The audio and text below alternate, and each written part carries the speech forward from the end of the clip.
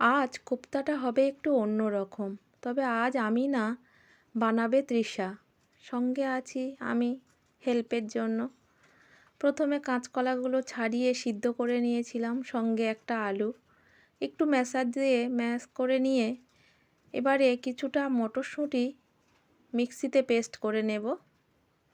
নিয়ে ওই সিদ্ধ কাঁচকলা ও আলুর মধ্যে কয়েক চামচ মটরশুঁটি বাটা, হলুদ গুঁড়ো, লঙ্কার গুঁড়ো, জিরের গুঁড়ো আর গরম মশলা গুঁড়ো দিয়ে স্বাদ মতো নুন ও চিনি দিয়ে, আর দিয়ে দেব একটু বেসন 2 চামচ মতো, কারণ কাঁচা মটরশুঁটিটা একটু জলজলে তো, তাই একটু বাইন্ডিংয়ের জন্য বেসন দিয়ে দিতে হবে। এবার সুন্দর করে মেখে নিয়ে বলের মতো করে তেলে ভাজলেই কোপ্তা রেডি। এখন বেশ যত্ন করে রান্না করাটা শিখে গেছে তৃষা, আর সব কিছু রান্না করতেও চায় নিজে হাতে। আমি একটু পাশে থাকলে, বলে দিলে সব রান্না প্রায় করতে পারে, চেষ্টা করে। কোপ্তাগুলো লাল লাল করে ভাজা হয়ে গেছে, তুলে নেব। আরও একবার ভেজে নেব। এই যে কড়াইয়ে একটু লেগে যাচ্ছিল, তাই তাকে বললাম একটু বেসনে এভাবে একটু গড়িয়ে নিলে তাহলে আর কড়াইয়ে বসে যাবে না।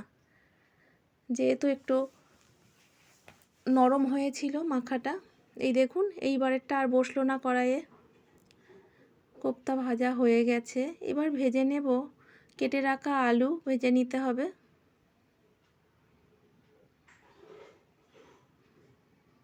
আলুগুলো ভাজা হলে তুলে রেখে কড়াইয়ে দিয়ে দিতে হবে শুকনো লঙ্কা, গোটা গরম মশলা, তেজপাতা, একটা বড় টমেটো কুচি, আর আদা, জিরে, কাঁচা লঙ্কা বাটা, কয়েকটা গোটা কাঁচা লঙ্কা, আর রেগুলারের মশলা হলুদ গুঁড়ো, লঙ্কার গুঁড়ো, জিরে গুঁড়ো, ধনের গুঁড়ো, নুন ও চিনি। একটু জল দিয়ে নাড়াচাড়া করে দিয়ে দেব কাজু ও চালমগজ গুঁড়ো করে আমি রাখি, সেই গুঁড়ো, আর ওই যে মটরশুঁটি বাটা ছিল 1 চামচ মিক্সিতে, সেটাও দিয়ে দিলাম। দিয়ে তেল ছাড়লে গ্রেভির মতো জল দিয়ে দিতে হবে। দিয়ে ভেজে রাখা আলুগুলো দিয়ে লিডটা দিয়ে কিছুক্ষণ সিদ্ধ করে নেব। আলুটা সিদ্ধ হলে খুলে উপর থেকে ধনেপাতা ছড়িয়ে ভেজে রাখা কোপ্তাগুলো দিলেই,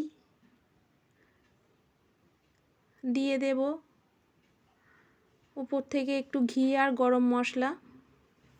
আজ কোপ্তাটা কিন্তু বেশ স্বাদ হয়েছিল মটরশুঁটি বাটা দেওয়ার জন্য। একটু অন্যরকমভাবে ট্রাই করলাম, কিন্তু টেস্টটা দ্বিগুণ ছিল। আপনারাও বানিয়ে দেখবেন, জানাবেন আমাকে কেমন লাগলো। মটরশুঁটি দিয়ে কাঁচকলার কোপ্তা রেডি। আজকের মতো চললাম, টাটা।